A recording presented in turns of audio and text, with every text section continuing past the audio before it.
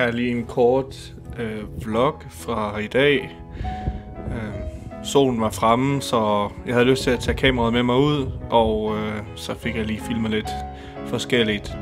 Og som I nok kan se, så startede dagen med at springe i havet omkring kl. 10. Ej, det er faktisk ikke rigtigt. Jeg var lige til tandlæge først, og fik ros for mine tænder, så det var altid godt. Det er absolut helt umuligt for mig ikke at springe i vandet på sådan en dag, hvor solen er fremme. Så når solen er fremme, så skal man i havet. Sådan har vi det her i familien i hvert fald.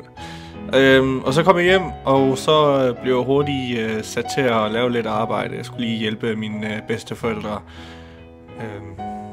De har nogle rødbeder, som stadig sidder i jorden, og de skal lige dækkes lidt ind, fordi nu er frosten begyndt at komme. Og det har rødbederne det ikke så godt af. Så en lille smule halm, det kan nok lige klare det. Og så, fordi det var godt vejr i dag, det har været sjask og, det har været noget sjaskvejr den seneste uge. Så i dag var solen fremme, så skulle vi da selvfølgelig ned og lave lidt træarbejde. Ja, som I nok kan se, så tænker jeg jo, det gik fint nok, men min bedstefar, han havde nok alligevel noget at bemærke. Han sagde, kør sådan her. Prøv at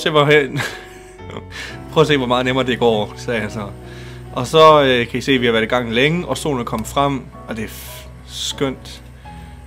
Det begyndte også lige det begyndte også at dryppe en lille smule.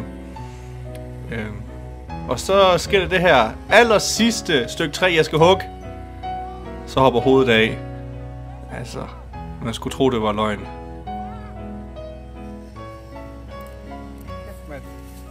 Jeg skulle have set min bedstefars skuffede ansigt.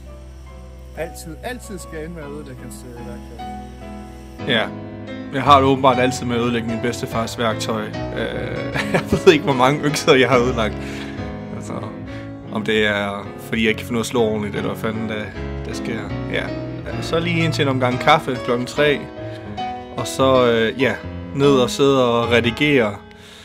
Og det fortsat aften egentlig med. Vi kan se, jeg sidder lige og lægger undertekster på. Der kommer nogle videoer lige om lidt med nogle flere ekstra scener fra forvaltningskonferencen. Og ja, så skulle jeg også lige sidde og lave videoen her til i aften. Det er så det, jeg sidder og laver her. Og ja, og så sidder jeg nu og indtaler til den video, jeg skulle lave til i aften. Og som I nok kan se, jeg sidder nu her. Nu bliver det helt meta-agtigt, men tak fordi I så med, og sov godt.